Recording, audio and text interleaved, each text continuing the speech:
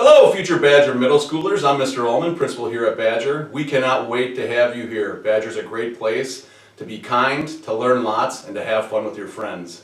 We'll see you next year.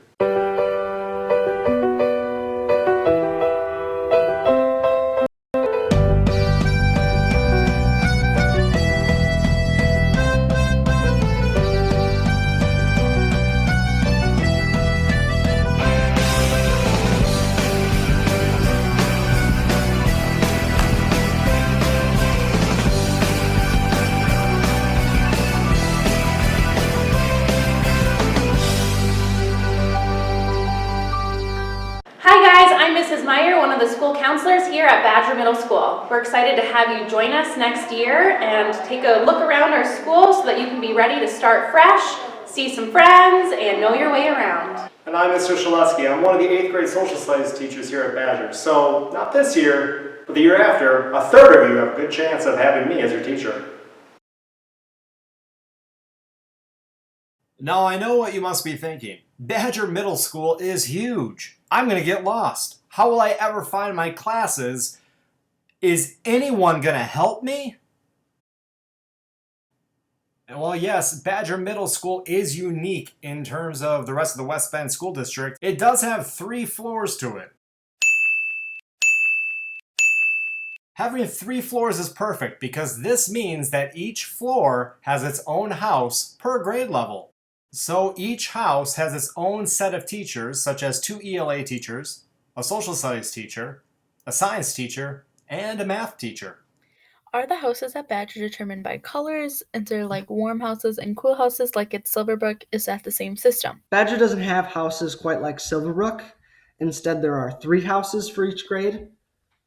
So at Badger, we have floors, and you are assigned to one at the beginning of the year. So you're either assigned to A, which is the ground floor, B, which is the middle floor, or C, which is the top floor. And that is where you are for 7th and 8th grade. So your core classes, ELA, science, social studies, and math are going to be on your floor with people that are also on your floor. You may not be with your friends, but it's fine because you do still have classes with the other floors. But then your elective classes, which can be anywhere in the building, are combined with all 3 floors. And the only 2 classes that combine grades are your art and your gym, depending on what type of art you're taking usually. The house you're a part of also determines what lunch hour you're a part of. Lunch and recess is also just with your floor. So is it like Silverbrook where if you're in warm, you don't really see cool? The answer is no. You do still see them. You can still talk to them, but you don't have every class with them. It's not too complicated. I think it's actually less complicated than Silverbrook. That's how the floors and the whole houses and stuff work at Badger. So I hope you have a great year this year.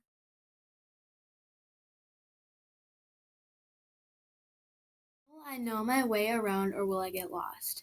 Will I get lost? You might get lost, and it is totally okay if you do. When I was a 6th grader going into 7th grade, this was the scary thing for me. I was really scared that I would get lost and that I'd be late to every class. My teachers would get mad at me. But really, Badger is not all that big once you get used to it. Something I really, really recommend. If we have an open house, I say that you should use your schedule and go from your first class to your last class and walk through it so you know how you're going to get to each class, what route you're going to take, which way is the fastest, and where you need to go from your last class to your next class. So in the first couple weeks, I just focused on my classes. You don't have to memorize where every single room is. That's something that you can explore over time. But you should focus on where your classes are at first, and once you get the hang of that, it will be much easier. Another thing that I recommend is notice things in each hallway. So if you notice in this hallway there's this, and then in this hallway there's that, then you might remember that when you need to go to a certain class. So it'll be like, oh, I have to go down the hallway that has this in it, which will help you get there. I would say, yeah, it's pretty easy to figure it out. After like the first day, second day, you get to know where your classes are, and you're probably able to go there like really easily with no problems. Don't worry, don't stress about it. Just use your resources around you, whether that be another teacher, another student older than you, or just another friend. As well as at the top of every staircase or by elevators or just around the school, there's these big plaques.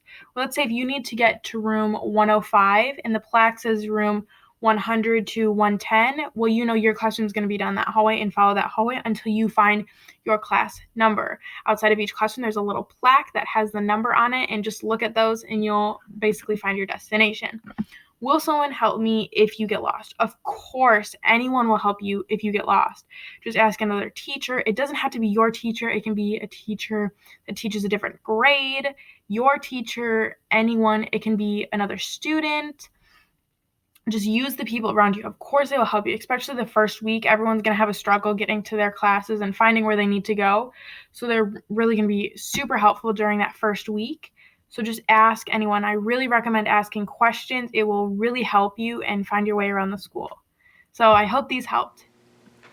Each student will be assigned a locker in their house hallway very near one of their academic classes. In your locker, you may store things like books, backpacks, or things you would need in between classes. One thing to know is you will not be needing your backpack in your classes thanks to this large locker. You have your own locker in the hallway for all your regular stuff. No sharing of lockers. You get your own locker that has a shelf. You also have your own locker for gym. You can keep basically anything. And then you get your own gym locker. That's a tiny square compartment. And this is our Badger library. Now, I'm not going to show you the whole thing right now because, well, we're getting close to summertime, so kind of over there is a hot mess. But it's actually really organized, and the staff in the library, they're some of the nicest, friendliest people you'll ever meet. Another exciting thing that's right next to the library is the makerspace. Now, it's still in development, but we're hoping by next year, it's going to be as awesome as Silverbrook's makerspace, if not more awesome. You guys asked, how long is passing time at Badger? Passing time is exactly 3 minutes. And that is totally enough time. At the beginning of the year, if you have a class that's on the other side of the building from where you are, it's a little bit hard. But at the beginning of the year, the teachers totally understand and they are super lenient with the tardiness and stuff. So if you're tardy the first couple days to that class, the teachers are totally okay with it and they're so nice about it. Also, just to be clear, within the first few days, the first 2 weeks, teachers are totally lenient if you're a minute late or whatever because you got lost. But teachers are smart enough to know, if you roll into class 5 minutes late and you don't look like you care, you probably weren't lost. You were just off somewhere else, not going to class. Don't do that. Make good decisions. Try to get to class on time. If you get lost, ask for help, obviously. The most important thing is that you grab your stuff for the next class from your locker. Please do not run. Don't rush to your next class. Just walk. And I know that I can get from 3rd floor to 1st floor in a minute. And always remember, wasted time is not an option. So I know that you can get to your classes within 3 minutes. Hi, welcome to the MAC. This is a place where you might come with your teachers to work on a project. Maybe you have to work quietly on a test or quiz. You might even see a little presentation in here. Who knows? One thing that we do know, we don't cross through it. Yes, you can have your phones. You cannot have them out during the day, though. You can have them before and after school, and you are also allowed to have them at lunch. Yes, you can, but if you don't put it in the cafeteria, it's to stay in your locker. So you're not really supposed to have your phone with you throughout the day. Don't have your phone on you because if a teacher sees your phone during class, they can and will take it away from you. And the first time the teachers can take them away and you can collect them at the end of that class. The second time you get caught with it out, it goes down to the office and you don't get it till the end of the day. The third time, you end up having to schedule something where you drop your phone off at the beginning of the day. And then your mom or dad or guardian will have to get it back from the office at the end of the day. And then the fourth time, well, basically you're going to have to drop your phone off at the office every day and then pick it up at the end of every day just to make sure you don't go on it throughout the day. That's a bummer. Just, keep your phones in your lockers. Pretend that you don't even have a phone. Huh? There's an idea. Only in a lunchroom or just keep it in your locker. Welcome to Badger's counseling office. Come with me. If you're hoping to check in with a counselor, you can fill out one of these counseling request forms and drop it right here on the desk. Back here is where you would find the 3 counselors. Each counselor is assigned a house or one of the floors. Here at Badger, we also have a calming room. If you're needing to take a break, a little bit of a rest from your day, this is where you would come, take a seat after you've signed out with your teacher and when you've signed in the front desk with Mrs. Kramer. 7th grade, the hardest year of middle school. It can be at first. It's really stressful because you're in a different new environment and classes might be a little bit different from what you're used to, and that's okay. It's very understandable to be stressed in the first month. In 7th grade, you're adjusting to middle school, which is a whole new thing, and you're adjusting to a larger school, and there's just a lot of things you're adjusting to. I'd say around Christmas break, things should start to get kind of making sense. And in 8th grade, you're getting ready for high school, which in my opinion, I think 8th grade might be a little bit harder for that reason, because you want to have really good grades to be able to impress teachers and possibly people who might be trying to employ you or something. But don't stress about 7th grade. You can do it. Just remember when you were 5th grade at Silverbrook, and it's kind of going to be like that again. And going on, it might feel like that still, but don't worry. You can do it. You just gotta be on top of things and you should be alright. That's important because that's a good time to catch yourself and start good habits. Welcome to the Badger office. Here you will see Mrs. White. She handles our attendance, and Mrs. Verholland. She takes care of just about everything. Welcome. Welcome to Badger. Similar to Silverbrook, Badger demonstrates Badger Pride. Students receive stamps on special Badger Pride cards when they meet and exceed behavior expectations. Throughout the year, Badger hosts fun Badger Pride events that celebrate awesome student behavior, including relay races, staff versus student games, and end-of-year activities. Houses also exchange Badger Pride cards for a number of fun things. The best part about being at Badger is that you're going to get to make new friends, and the teachers are very nice. I like that we have more freedom, so to speak, within what we want to learn about.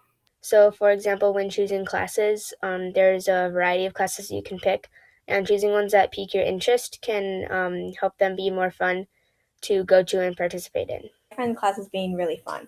Classes will be fun, interesting, and kind of weird sometimes. One of my favorite classes was history because you got to learn about every single war that mostly happened throughout the years that happened.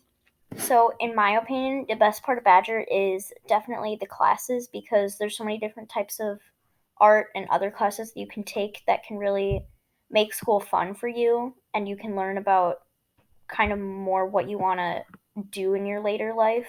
And another class that I loved was STEM because I really found out who I really wanted to do as for a job. For me, the best part of going to Badger is definitely the teachers. They're so nice and they're always there to answer your questions, and for all the assignments, they make it super clear on what you're supposed to do.